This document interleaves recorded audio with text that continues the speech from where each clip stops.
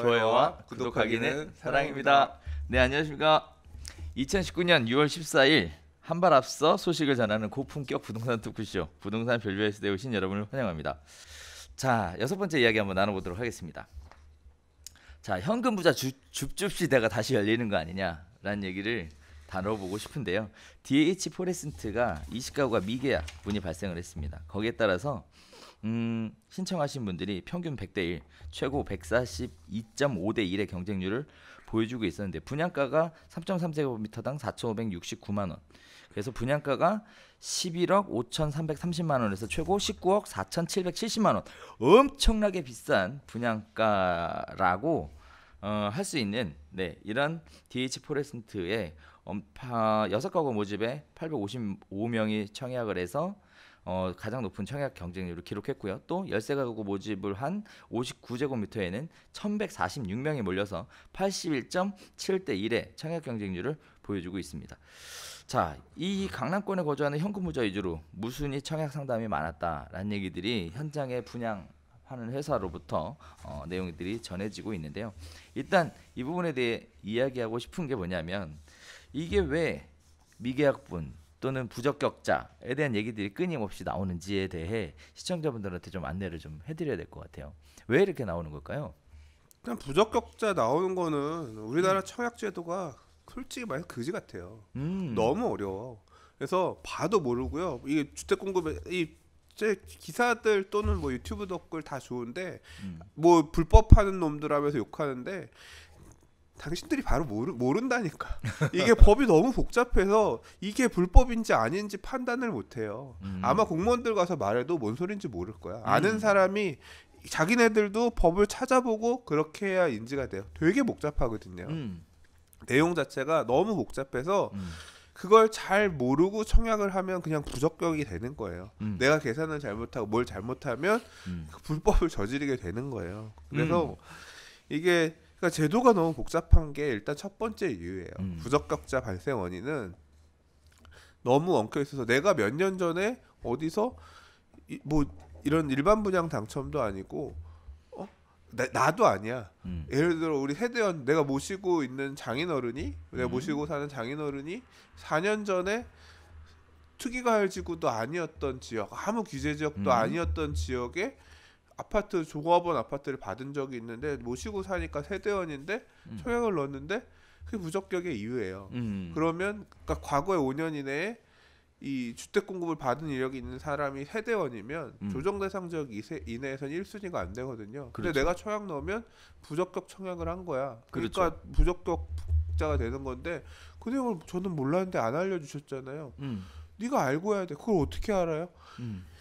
그 깨알 같은 내용을 읽어봐도 사실 뭔 소린지 이해가 못 되는 법률 문장이에요.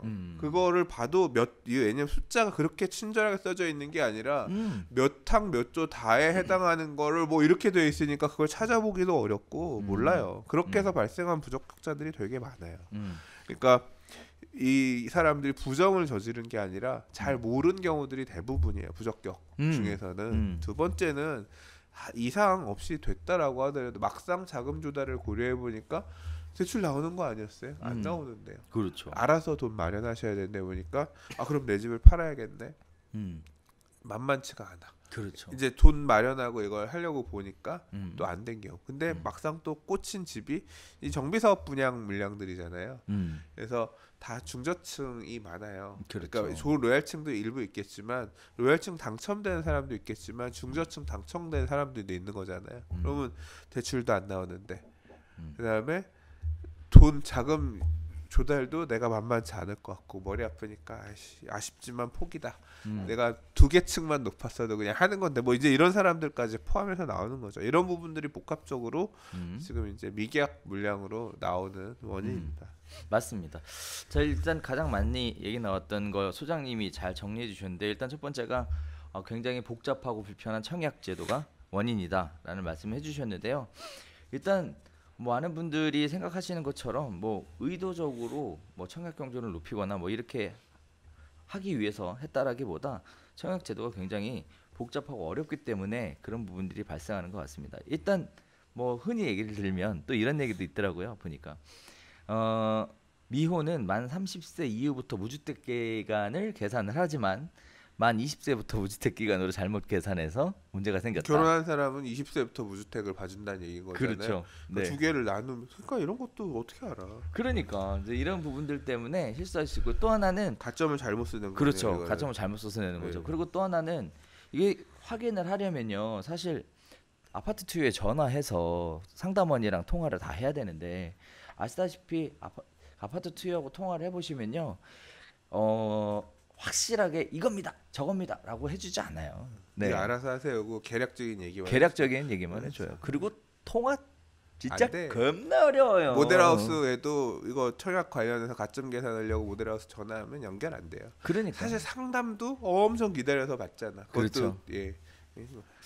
그러니까 말이에요. 네. 그래서 그런 부분들이 첫 번째 원인이었습니다. 네. 자, 그다음에 두 번째는 이제 대출에 대한 부분이죠. 아무래도 분양가가 비싸고 또 여러 가지 규제로 묶여 있어서 대출이 나오지 않습니다. 이제 그런 부분들 때문에 미처 생각하지 못했다가 뭐 사실 일반적인 서민들은 그런 생각 안 하거든요. 당연히 분양 받았으니까 대출 되겠지라고 생각했는데 이게 이런 거였어?라고 깨닫게 되는 이런 문제들도 굉장히 많이 있습니다. 막상 진짜 얘기해보면 부동산에 관심 있는 사람들은 좀 많은데요. 그렇죠. 이 전혀 모르는 사람들은 진짜 모르는 경우들도 많아요. 아무 생각 없이 넣는 사람들도 진짜 많아요. 보면. 그러니까. 실제 얘기해보면 근래에 제가 제 아는 형님이 세무상담 관련해서 전화가 왔는데 집을 이 순서 차익이 난 거 안 난 거 이렇게 파는 순서만 바꿨어도 비과세인데 잘못 팔아가지고 세금 몇 천만 원 뜰겨 맞게 생겼어요. 그 행위가 다 끝나고 나서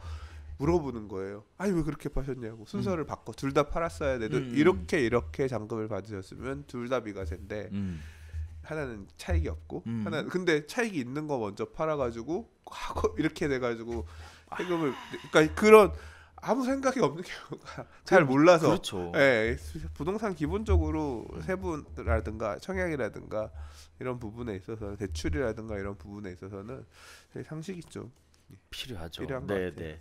자, 이런 부분들이 대한민국에서만 있는 부분 아닐까라고 조심스럽게 말씀드려보고 싶습니다. 자, 한편으로는 또 이렇게 부적격자 또는 미계약분 이렇게 나오게 되는 원인 중에 하나가 이처럼 대출 규제 문제 때문에 대출이 안 돼서 결국은 그 주택이 꼭 필요한 또는 우리가 흔히 얘기하는 무주택자, 실수요자인 경우에도 계약을 포기하는 사태가 발생을 하니 이렇게 무주택자들에게는 대출에 대한 규제를 좀 완화시켜줘야 된다라는 얘기들이 나오고 있는데 전 개인적으로 그런 부분은 필요할 거라고 지금 생각을 해요. 언급된 단지들이 다 9억 초과 기준이라. 근데 사실 그런 부분이 있습니다. 돈이 가치가 많이 하락했잖아요. 그렇죠. 9억이라고 하는 기준은 10년이 됐어요 벌써. 그러니까 이 돈이 그만큼 많이 가치가 떨어졌기 때문에 이게 9억이란 개념, 6억이란 개념이 9억으로 높아진 거거든요. 과거에는 3억, 6억, 9억. 이 고가주택 기준으로 해서 이걸 보는 건데 개인적으로는 고가주택을 보는 기준을 다시 현 어떤 수준에 맞춰서 높여야 된다라고 생각해요. 그렇게 되면 풀릴 문제거든요. 대부분의 주택들은.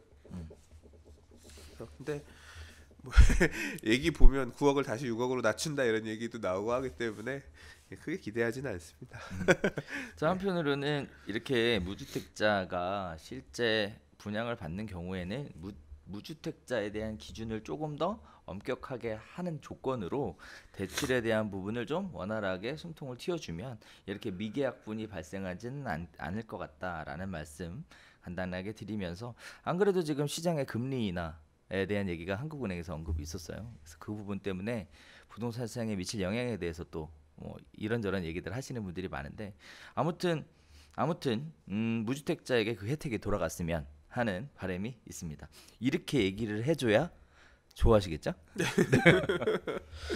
자, 건강이 재산입니다. 네, 건강하십시오. 건강 잘 챙기시고 더 쌩쌩한 모습으로 다음 주에 다시 인사드리고 하겠습니다. 감사합니다.